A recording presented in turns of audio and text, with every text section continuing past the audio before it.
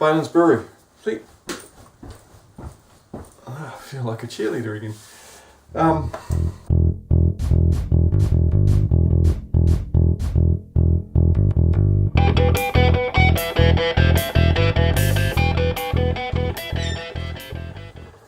Hey up!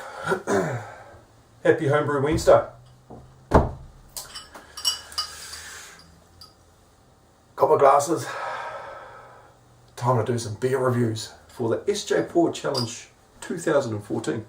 That's right, for the past 2 weeks in New Zealand, the brewers participating in the SJPORR Challenge have been rating their beers and chucking up video reviews. Now, if you don't know what the SJPORR 2014 Challenge is, I suggest you go to www.sjporrchallenge.com. Now, this has started from Stephen Poor himself, SJPORR. He's a brew tuber. He started a channel. He started the Homebrew Wednesday movement. He said, let's do some challenges a while back. And the challenges have just grown. So, this year, New Zealand has 33 participants in the challenge. And those 33 participants submitted 20 bottles of beer to be swapped, and they all got back 20 random bottles of different beer to rate. So every single beer is going to get rated 20 times. We have an online application to handle the rating and the scoring of all those and the registrations and all that kind of stuff. And it also shows our progress. 33 brewers, 20 bottles of beer. That's 660 bottles of beer on the wall. We started 2 weeks ago, pretty much, after we got all the shipping sorted out. So far, New Zealand has drunken, as of right now, 398. Wow. So it's been fun. And that's why I didn't do a Homebrew Wednesday last week, because I was busy drinking beers. And also, I haven't been brewing because I've been drinking beers and reviewing beers. And the SJPORR, being a hub for the SJPORR Challenge, takes a lot of work. There's a lot of things to do. So, no brewing. I haven't really done a video about brewing. Can do lots of videos about drinking beer though. So, tonight I thought I would do a double video, a double knife edge. Do my Homebrew Wednesday video while I also do a beer review for one of the SJPORR beers. So let's whip one out. I'll make it a big bottle so it lasts.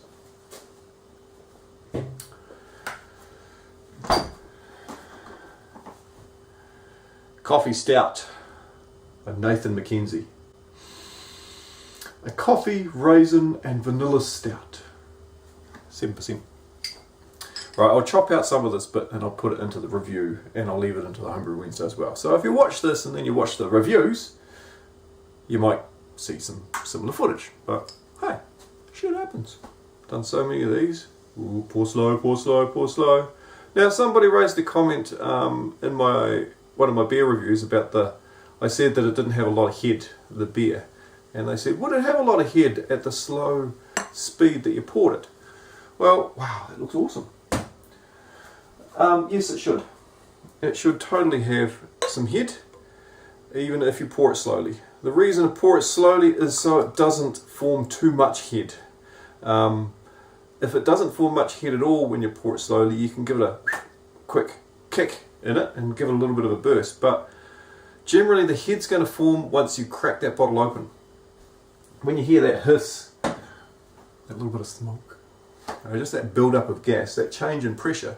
As soon as that change of pressure happens, the dissolved CO2 that's in that beer is getting excited and it wants to undissolve and form little bubbles.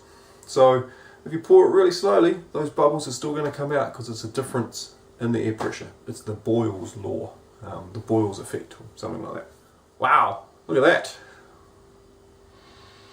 Far out, that smells awesome. It's right about now that I go cut and I go over to my laptop and I do my scoring bit. And then I come back and I talk about what I've done and my glass is half empty, half full, depending on which way you look at it. So there hasn't been much happening on the brewing front. Everything has been happening on the drinking front. Lots of beer festivals, lots of beer related activities, and of course the 20 odd SJPORR beers that I need to sit down and consume and taste and rate. So it hasn't given me much time to brew anything. I've got a keg full in the keezer. I've got 2 kegs empty. I can't brew anything anyway, because if I brew something and get it in the fermenter, it's going to stay there too long, and I'm not going to be able to look after it because I'm not going to be here. In 15 days, 2 weeks, I will be heading to the United States of America for a beer holiday. That's right, I'm going to take off, fly to San Francisco, and then from San Francisco, fly to Baltimore. From Baltimore, I am going to get picked up by SJPORR, and I'm going off to SJPORR's place, and I'm going to crash there for a week. We're going to brew, we're going to drink some shine, we're going to drink some homebrew, we're going to do some brewery tours, we're going to have some people come over, we're going to go and see some stuff, we're going to go see the Amish Mafia, we're going to go see the moonshiners up in the Appalachian Mountains. We're going to have some fun. Boy, we're going to have some fun. After that, I'm going to be heading to Denver, because there's a little beer festival on in Denver. The Great American Beer Festival. 3,500 beers over 4 days. It's a lot. What's that? 800 beers? 850 beers a day? Can you do it? Yes, you can. Try my fucking damnedest. Then from Denver, I'm going to shoot to San Francisco. And San Francisco, I have planted myself in the middle of some breweries. So I've got a hotel with about 5 breweries that are within walking distance. Great place, San Francisco. And then, I'm not going to be a lazy ass in San Francisco. I am going to make my way up to Russian River and go and taste some Pliny the Elder. Straight off the tap. Fresh off the tap. Also, while I'm over in Pennsylvania, I'll be heading down to Delaware, and I will be going to Milton, to the Dogfish Head Brewery. And I'll be going to breweries everywhere, you betcha.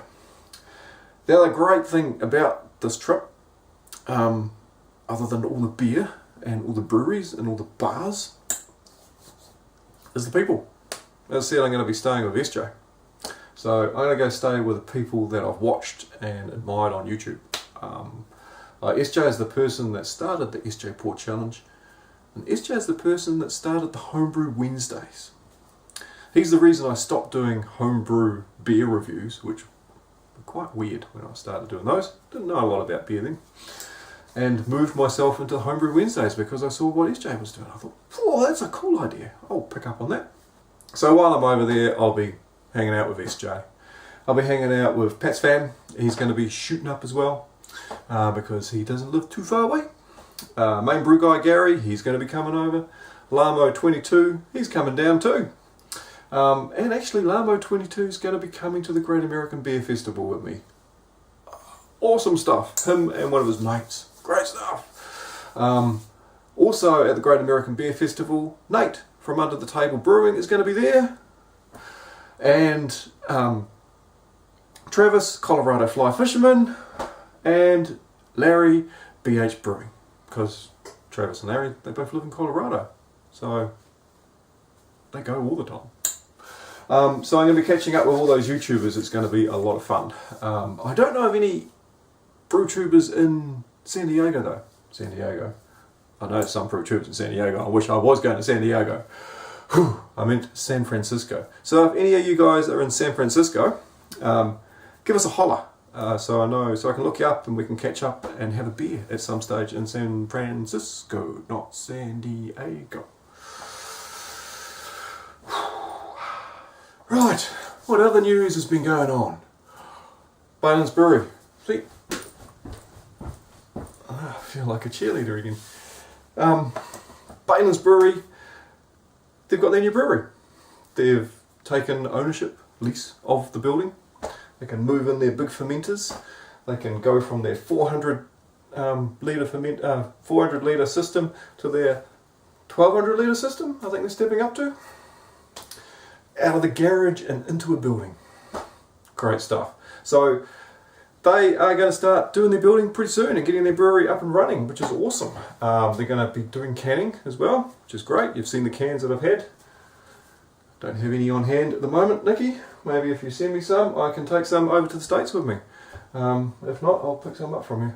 They're going to be doing canning, which is cool. Now they're going to frantically be trying to get this up and running over the next month and a bit or so.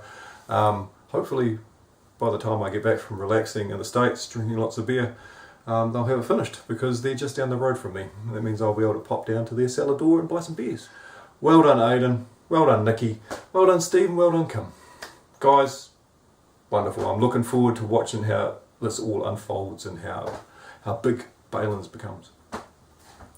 Right. Some other stuff about the SJPORR challenge. Some things have come up in our scoring in New Zealand, and it's been focused around comments.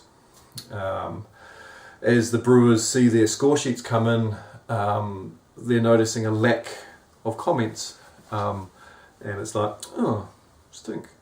Wanted to know if you like beer or not. Yeah. Pardon me. Well, that's more to do with if you get a low score. Because if you get a low score, you want to know why that rater rated it low.